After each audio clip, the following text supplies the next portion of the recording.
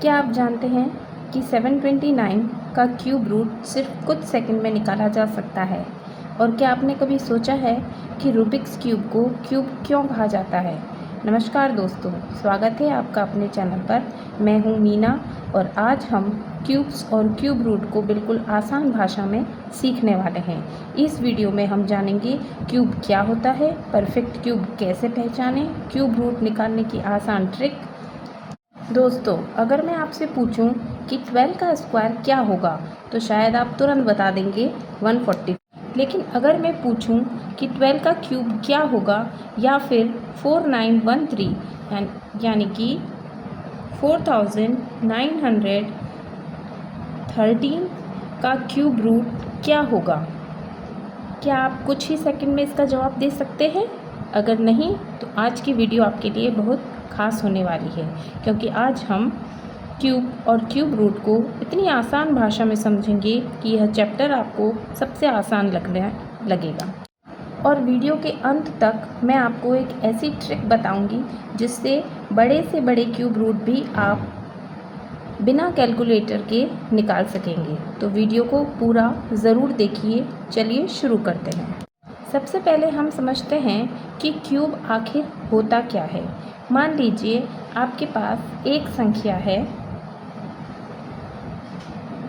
2 और अगर हम 2 को 3 बार खुद से मल्टीप्लाई करते हैं, मीन्स 2 मल्टीप्लाई 2, तो हमारा आंसर क्या आएगा? 8। बिल्कुल सही। इसी प्रकार यदि हम 3 को 3 बार मल्टीप्लाई करते हैं, 3 मल्टीप्लाई 3, तो हमारा आंसर क्या आएगा? 27। यहाँ पर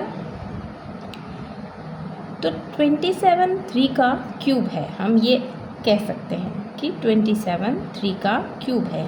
हम इसे इस प्रकार से भी लिख सकते हैं, 2 की पावर 3 इज इक्वल टू 8, और इसे हम लिख सकते हैं 3 की पावर 3 इज इक्वल टू 27। यहाँ ये जो पावर है 3, ये हमें यह बताता है कि हमने इस संख्या को 3 बार मल्टीप्लाई किया है और उसके बाद हमें ये आंसर मिला है। 2 को 3 बार मल्टीप्लाई करने पर हमें 8 मिलता है और 3 को 3 बार मल्टीप्लाई करने पर हमें 27 मिलता है। अब कुछ महत्वपूर्ण क्यूब्स देखते हैं। 1 इसका क्यूब क्या होगा? 1 मल्टीप्लाई 1, ये 1 ही होगा। इसका आंसर क्या आएगा? 1, क्योंकि 1 का मल्टीप्लाई 1 से करने पर आंसर आएगा 1, और फिर उसका मल्टीप्लाई 1 से करने पर भी हमारा आंसर आएगा 1। तो 1 का क्यूब क्या होगा? 1 होगा। इसी प्रकार से 2 का क्यूब क्या होगा? 2 का क्यूब होगा 8। 3 का क्यूब क्या होगा? 3 का क्यूब होगा 27। इसी प्रकार से 4, 5, 6, 7, 8, 9 और 10, यहाँ तक के क्यूब आप सभी को याद करने होंगे, क्योंकि ये आपके एग्ज़ाम के पॉइंट ऑफ व्यू से बहुत इम्पॉर्टेंट होते हैं। तो 3 तक हमने कर लिया था। अब देखते हैं हम 4 को जब हम 3 बार मल्टीप्लाई करते हैं तो हमें आंसर मिलेगा 64। 5 को 3 बार मल्टीप्लाई करने पर हमारा आंसर होगा 125। 6 को 3 बार मल्टीप्लाई करने पर हमें मिलेगा 216। 7 को 3 बार मल्टीप्लाई करने पर हमें मिलेगा 343। 8 को 3 बार मल्टीप्लाई करने पर हमें मिलेगा 512। ऐसे ही 9 को 3 बार मल्टीप्लाई करने पर हमें मिलेगा 729, और 10 को 3 बार मल्टीप्लाई करने पर हमें मिलेगा 1000। दोस्तों, ये क्यूब्स आपको याद होने चाहिए, क्योंकि पूरे चैप्टर में हमें इनकी ज़रूरत पड़ेगी। बहुत सारे बच्चे स्क्वायर और क्यूब में कंफ्यूज हो जाते हैं, तो अब आप ध्यान से समझिए। स्क्वायर और क्यूब, इसमें आपको कंफ्यूज नहीं होना है। स्क्वायर में हम नंबर को 2 बार मल्टीप्लाई करते हैं, जैसे कि 5 मल्टीप्लाई 5 इज इक्वल टू 25। इसे हम ऐसे भी लिख सकते हैं 5 का स्क्वायर क्या होगा 25।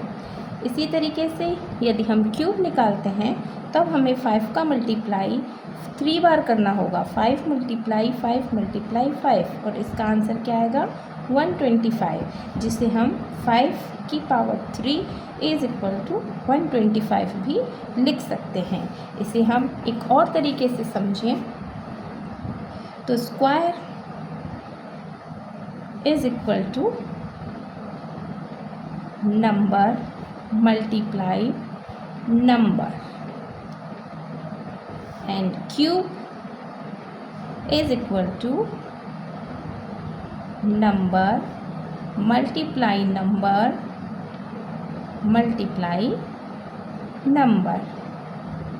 आई होप अब आपको ये बहुत अच्छे से क्लियर हो गया होगा कि स्क्वायर में हम किसी भी नंबर को 2 बार मल्टीप्लाई करते हैं और क्यूब में हम किसी भी नंबर को 3 बार मल्टीप्लाई करते हैं। तो चलिए अब जानते हैं परफेक्ट क्यूब क्या होता है। परफेक्ट क्यूब जो संख्या या जो नंबर किसी पूर्ण संख्या के क्यूब से प्राप्त होती है उसे हम परफेक्ट क्यूब कहते हैं। जैसे 2 का मल्टीप्लाई 3 बार करने पर हमें 8 मिलता है, इसी प्रकार से 3 का मल्टीप्लाई 3 बार करने पर हमें 27 मिलता है और 4 का मल्टीप्लाई भी 3 बार करने पर हमें 64 मिलता है। तो ऐसे ही और आगे भी आप देख सकते हैं 5 का 3 बार मल्टीप्लाई करने पर हमें 125 मिलता है। तो ये सभी नंबर परफेक्ट क्यूब हैं, लेकिन 20, 50 एंड 100 ये परफेक्ट क्यूब नहीं है।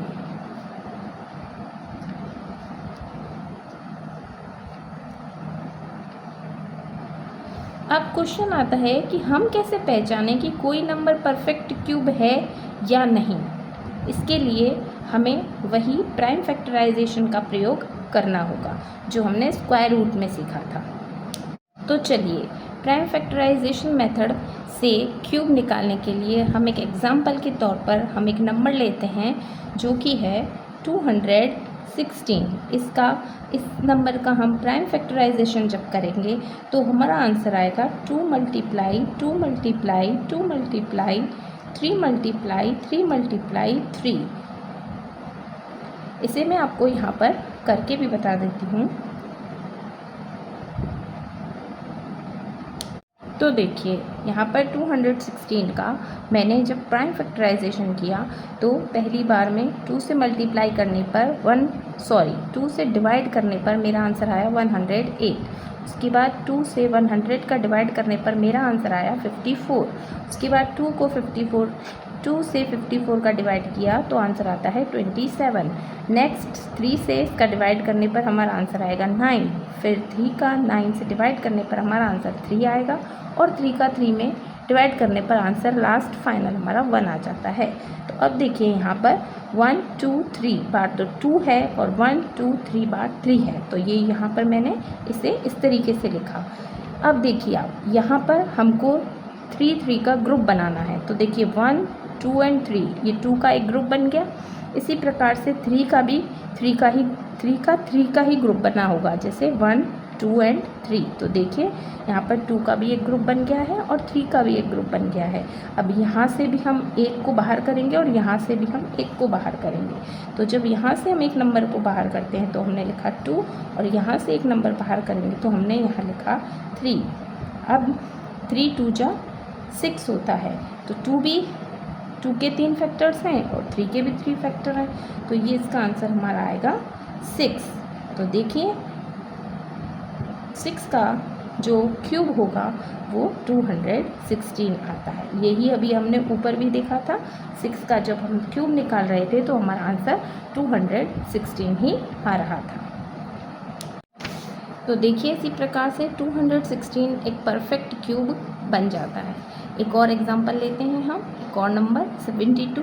इसका भी हम वही प्राइम फैक्टराइजेशन करेंगे, इसे आप खुद स्वयं करें। तो देखिए यहाँ पर मैंने इसके फैक्टर्स बना लिए हैं। तो 72 का जब आप फैक्टराइजेशन करेंगे तो आपका आंसर यही निकल कर आएगा। यहाँ पर ध्यान देने वाली बात यह है कि यहाँ पर 2 के तो परफेक्ट पेयर बन रहे हैं 3 3 के, लेकिन 3 का यहाँ पर पेयर नहीं बन रहा है। 3 का यहाँ पर 2 का ही पेयर बन रहा है, जबकि यहाँ पर इसके 3 के पेयर बनने चाहिए थे, क्योंकि हम यहाँ पर क्यूब निकाल रहे हैं। तो हम कह सकते हैं कि क्योंकि यहाँ पर 3 का पूरा पेयर नहीं बन रहा है, तो इसलिए जो 72 है ये एक परफेक्ट क्यूब नहीं है। यहाँ आपको ये बात याद रखनी है कि परफेक्ट क्यूब में हर प्राइम फैक्टर की पावर 3 या 3 के मल्टीपल्स होने चाहिए। तो चलिए अब आते हैं हम क्यूब रूट पर। क्यूब रूट क्या होता है? तो देखिए, क्यूब रूट का मतलब होता है वह नंबर जिसका क्यूब करने पर यानी 3 बार मल्टीप्लाई करने पर जो डिजिट हमें प्राप्त होती है वो ही उसका क्यूब रूट होता है। जैसे 3 का हम 3 बार मल्टीप्लाई करते हैं तो हमें 27 मिलता है, इसीलिए यहाँ पर हम इसे इस प्रकार से भी लिख सकते हैं। यहाँ पर हमें पावर 3 लगानी होगी क्योंकि ये क्यूब है।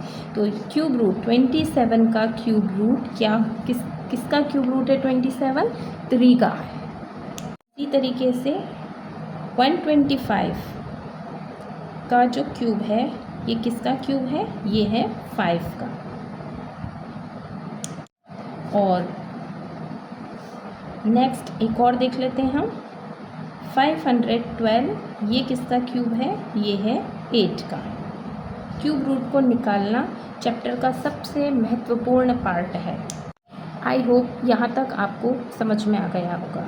अब हम क्यूब रूट निकालने की आसान ट्रिक्स को समझते हैं।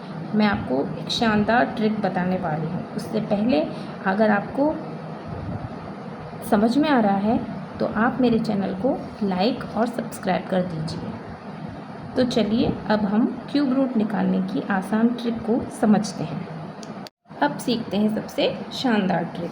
तो देखिए, एक नंबर है यहाँ पर मेरे पास 729 और इस नंबर का हमें निकालना है क्यूब। तो सबसे पहली स्टेप कौन सी होगी इसे निकालने की? तो देखिए, आपको क्या करना है, जो आपके पास ये नंबर है 729, इसकी आपको लास्ट डिजिट देखनी है। तो इसकी जो लास्ट डिजिट है वो कौन सी है? वो है 9। तो हमें पता है कि जब हम 9 का क्यूब करते हैं, क्योंकि हमें ये याद भी है, हमने याद कर लिया है 9 का जो क्यूब है वो 729 ही होता है। तो इसीलिए इसका जो आंसर है वो 9 होगा।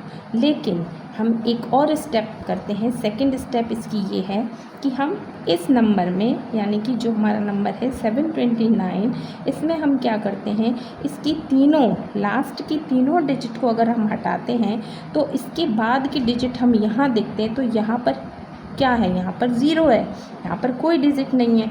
तो यहाँ पर क्योंकि 0 है तो इसीलिए 1st प्लेस पर तो 9 आ जाएगा, लेकिन 10th प्लेस पर यहाँ पर 0 है। तो इसीलिए हम ये कह सकते हैं कि 729 का 9 जो है वो 9 का क्यूब रूट है। इसे हम एक और एग्जाम्पल से और अच्छे से समझने की कोशिश करते हैं। तो देखिए, यहाँ पर एक और उदाहरण है मेरे पास। एक और नंबर लेते हैं हम, सेकंड नंबर, जो कि है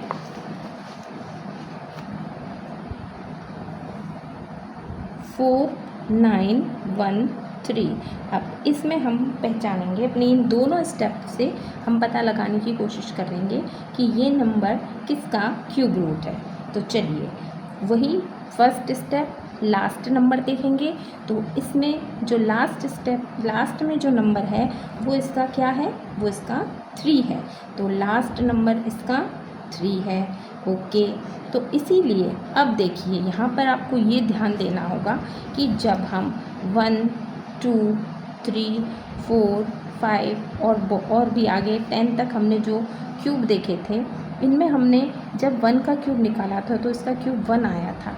इसी प्रकार से 2 का, 3 का, 4 का, 5 का, 6 7 तक के हमने जो 10 तक के हमने जो क्यूब निकाले थे, उनमें भी हमें ये देखना होता है कि जो इसकी लास्ट डिजिट यानी 2 का जो क्यूब था वो 8 आया था निकल के। 3 का आपका क्यूब,